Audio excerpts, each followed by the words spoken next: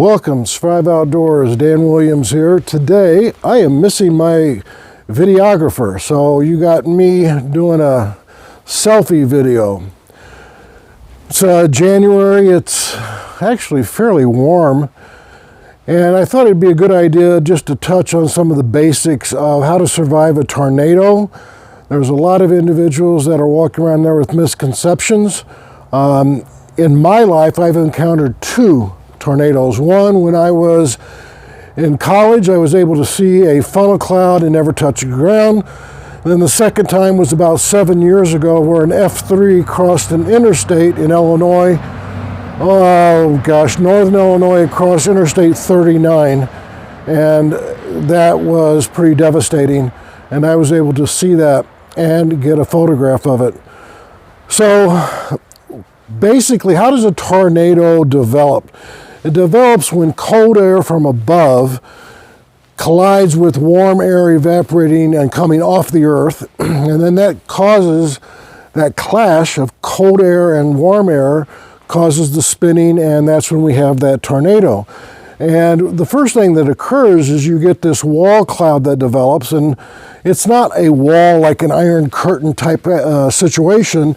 It is a bulging of the clouds below, and it clearly is distinctively different than the cloud, and that is starts to rotate and spin.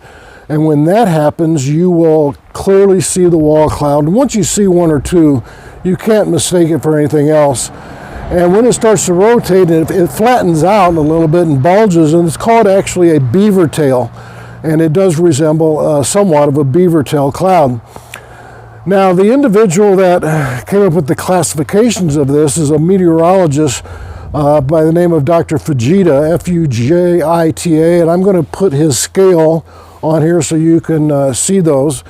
And most people know what that is. It's F0 to F5, and clearly the higher number, the more devastating that tornado is.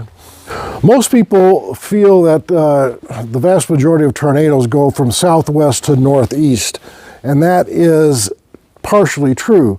The vast majority of tornadoes do go from southwest to northeast due to wind flow and storms coming out of the west. However, that is not an absolute truth. There has been tornadoes that have gone from north to south, northeast to southwest, even though that is rare, and that is in the small amount of tornadoes. So what do you do when you know the tornado is coming? First, you get the tornado watch, and tornado watch means the conditions are just primo for a tornado. And then tornado warning is one has been sighted. Doesn't necessarily mean it's on the ground. They may have seen the spinning of the wall cloud, or they saw a funnel cloud, and that is the tornado warning, and it's time to seek cover. So if you're in the outdoors and you basically have, let's say you're driving in a car, what are you going to be able to do? What should you do? If you see the tornado, you can drive away from it. You want to really try to drive to 90 degrees away from that tornado.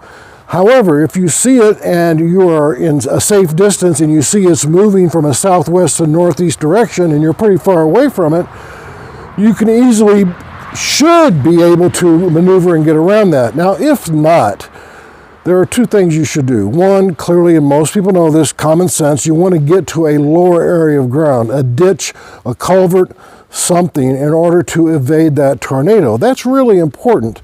If you're in a car and you feel that you're on, let's say, flat prairie land and you can't get out, and you're going to have to stay in that car, you definitely want to buckle up and put your seatbelt on. You don't want to be a lottery ball in a spinning bin. So that's important, because an F3, F4, or 5, that's going to be able to pick that car up. So that's really important. At home, what you're going to do, if you're in a residence, you obviously want to go to the basement. Now, let's say you don't have a basement. Then you want to go to the center of the house in a small room. Avoid the corners, because when the tornado comes, the debris is going to accumulate in the corner of those rooms, and you're going to get hit by debris. Now, one of the most common myths about tornadoes and hitting homes is you want to open the windows. Do not ever open the windows. If you open the windows, the air is going to come in and it can just take the roofing completely off or a second story. So you don't want to open the windows. So that's very important. Always have a medical kit. And we've talked about that. I'll put my video at the end on medical kits. So one of the things that I have that I haven't discussed is I have a radio with a weather band. I also have a charger in my to-go bag, power charger for my phones. Let's say your phone dies, you're not going to have electricity to charge that, so it's really good to have a power bank available and a radio and some basic supplies, bandages, flashlight. Even if you guys aren't hurt, then you can definitely help someone else in the area.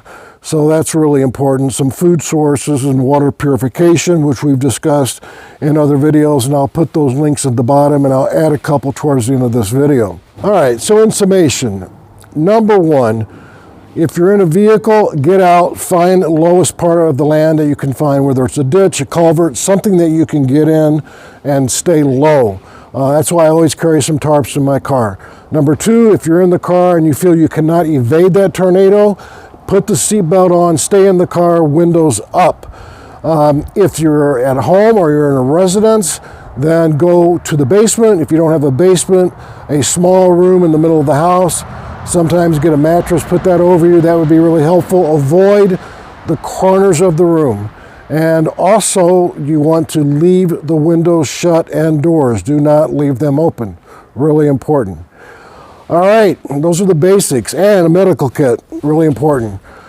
All right, how to stay safe in a tornado, you got it. Keep your eyes on the horizon, your face to the wind.